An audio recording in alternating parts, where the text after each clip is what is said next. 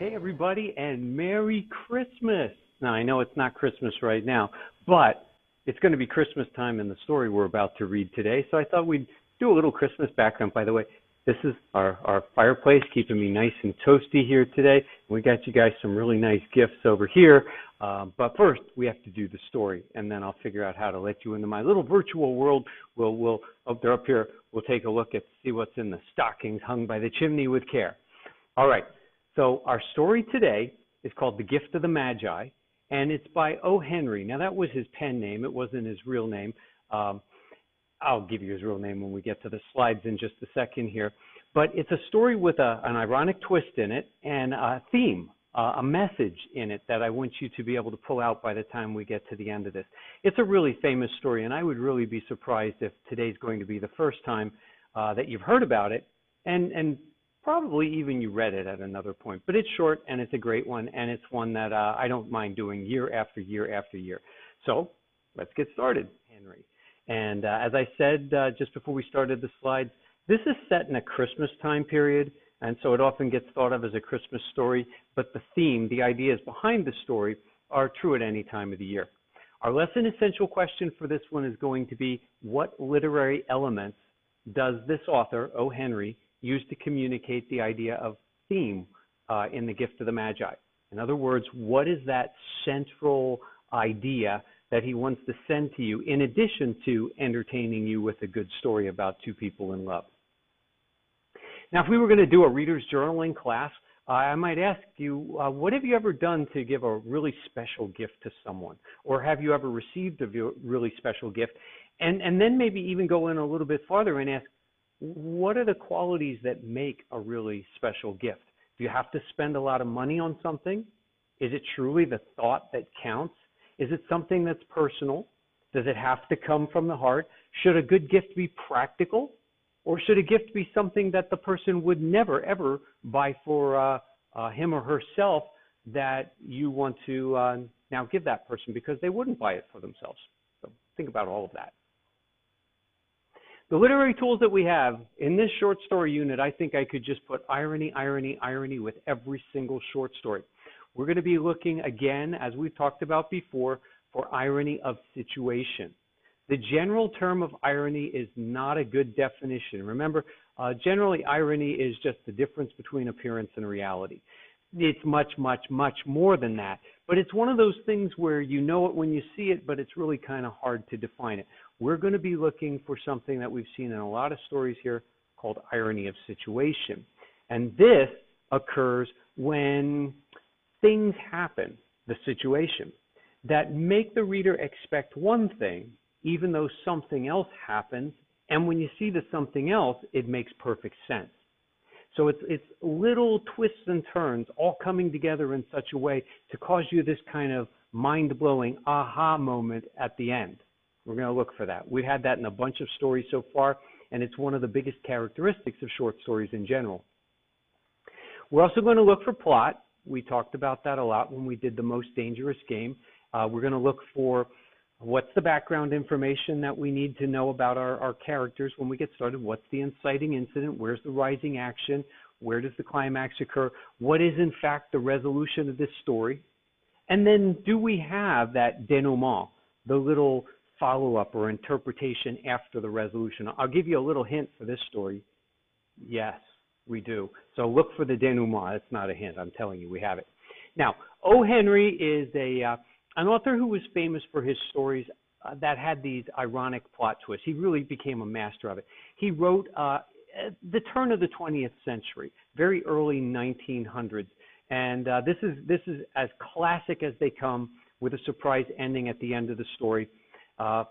You don't need to know where it was published or anything like that. I've given you that information here on the slide. But it is part of a collection of short stories. And when we finish this one together, one of the things we're going to do is we're going to break out into some collaborative groups, and I'm going to share that collection with you. Each group is going to choose one other O. Henry story, read it, talk about it, find the irony of situation, find the theme, and then we'll come back as a whole and we'll share those with the rest of the group, sort of like a jigsaw. You're familiar doing jigsaws. You do those all the time. Now, O. Henry's real name was William Sidney Porter. He wrote under the name O. Henry, and that was very common, and to some extent still is common these days. You can see the years that he lived. So he's born in 1862. The American Civil War is going on in 1862, and he was born in North Carolina, so he would have been born in a state that was a Confederate state at the time, and he lives until 1910.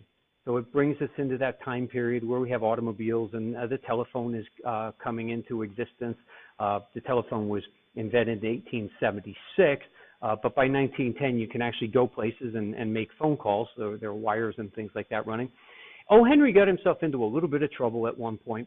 He worked for a magazine that went bankrupt, ended up doing some illegal things with money, got charged with embezzlement, which means taking money from a bank or a business that's not really yours. He ran off, hid in Central America for a while, but eventually he came back. He served some time in jail.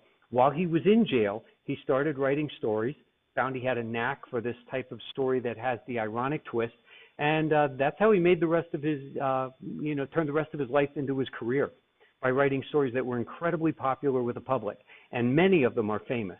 Unlike Richard Connell, who's famous for one, or W.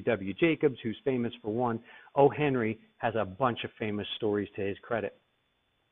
Now, as we read the selection here today, I want you to look for the character names. We really have two main characters. You're going to look for Della, and you're going to look for her husband, Jim.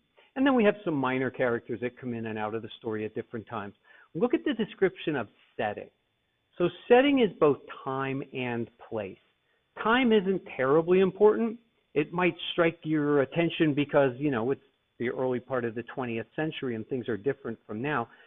But he wrote it for people in that time period, and they wouldn't have noticed anything special about the time period. What you should notice, though, is the apartment. So there are lots of descriptions about the apartment where Jim and Della live. Pay attention to those descriptions. Some things may seem a little unusual to you. There's going to be reference to something called a pier glass. And we'll talk about what a pier glass is. But see if you can figure out from the description just what's going on with a pier glass. This is a little hard to read here in yellow, but look for the plot. So what is the inciting incident? What is the conflict in the story? What things are standing in the way of getting the achieving, the end of the conflict, which would be rising action? How does the story get resolved in the end? And I already told you there is a denouement here. So what part of this story is the denouement? Look for the irony. If you miss this, you weren't paying attention. This is what the story's all about. And then finally, the theme. What is this author saying to us besides here's a story that you might enjoy reading? There's a message for us all. And it might, just another hint, it might even be captured in the denouement. Keep your eyes on that. All right, if you have questions about anything as we're reading along here, mark them down so that you can ask them of me or a classmate when we get done. One of the things about O. Henry is he uses some pretty impressive vocabulary. And so you may come across a few words like imputation or parsimony that you're not quite familiar with. You can always look them up. Remember that. We live in the 21st century. You should never have to go without knowing what a word means. All right. Again, as we go through plot and theme, look at the definition in the textbook. I've scanned them into Schoology. We also just talked about them now. Watch for the plot of the story, and then I expect you to be able to explain the theme to me when we're done. All right, so that's our quick introduction to The Gift of the Magi by O. Henry. If you're working on your own right now, you're going to find that story in Schoology, and you're going to read that and be ready for class next time I see you. If you're with me in class, you're going to read that story together as a group. So let's get started on reading the story, and I'll see you soon.